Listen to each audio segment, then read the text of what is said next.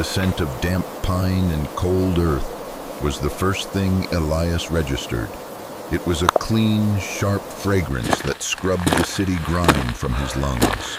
He stood on the edge of Ironwood Lake, the water a sheet of dark, polished steel, reflecting the bruised autumnal sky. This was it. 4 days, zero contact, nothing but a rucksack, his axe, and his wits, alone in the wild. The drone of the retreating boat faded into the ancient silence of the Scandinavian wilderness, leaving behind a stillness so profound it felt like a pressure against his eardrums. Elias was a man who preferred the company of trees to people, and for months he had meticulously planned this pilgrimage. It wasn't about conquering nature, it was about integrating with it. His first task was immediate and demanding: shelter.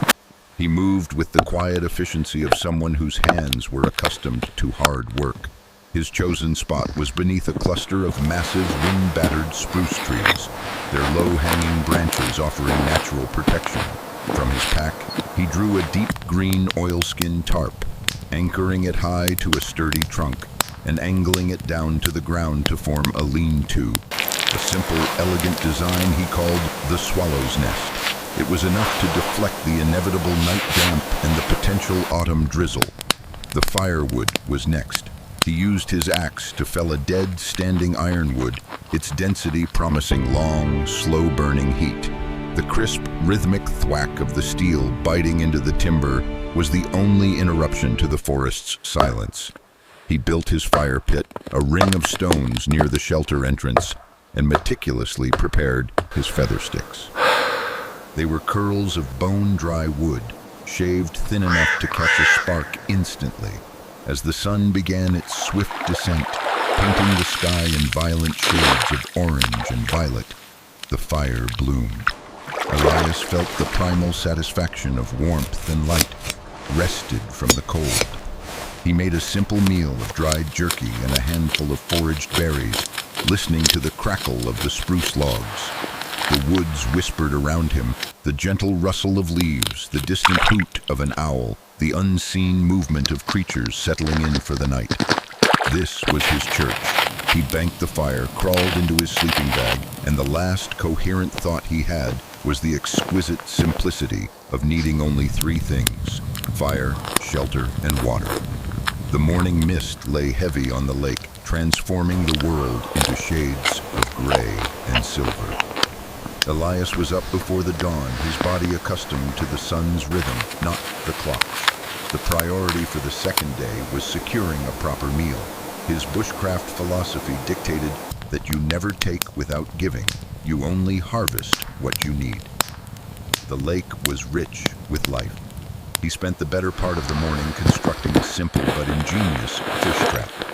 He found 3 long, pliable willow branches, weaving them together with inner bark cordage into a basic funnel shape, weighting it down with small stones, and baiting it with crushed berries and a few scraps of the leftover jerky. He submerged the trap near a cluster of submerged reeds, marking the spot with a subtle cairn on the shore. The rest of the day was dedicated to the monotonous yet meditative task of processing firewood. Survival is not one heroic moment. It is 1,000 small, necessary acts of diligence. He split, stacked, and covered enough wood to last him for the rest of his stay. He checked the snare lines he had set for small ground game. They were empty, a common occurrence. The forest was stingy with its gifts. By mid-afternoon, the sun had broken through the mist, illuminating the world in golden light. Elias took a moment to stand on a moss-covered granite outcrop overlooking the lake. The sheer, overwhelming beauty of the undisturbed landscape filled his spirit, yet the emptiness in his belly was a dull, constant reminder of his human needs. He needed that fish. The meager rations were dwindling, and the gnawing sensation of true hunger began to manifest. Elias woke with a start on the 3rd day. The air was frigid, and the fire had been reduced to glowing embers. He immediately began the routine: feed the fire, drink cold lake water, and stretch his stiff muscles. Today was the day of reckoning. He had to check the fish trap. The anxiety was a cold knot in his stomach, not because of the physical discomfort, but because of the mental weight of a failed harvest. If the trap was empty, he would have to spend another precious day building a new strategy, a hand line, a spear, or a hunt further inland. He walked down to the shore, his footsteps crunching on the frozen undergrowth. As he neared the water, he could see the slight movement near the reeds. His heart gave a hopeful, anxious thump. He waded into the icy shallows, the cold biting through his leather boots and numbing his lower legs.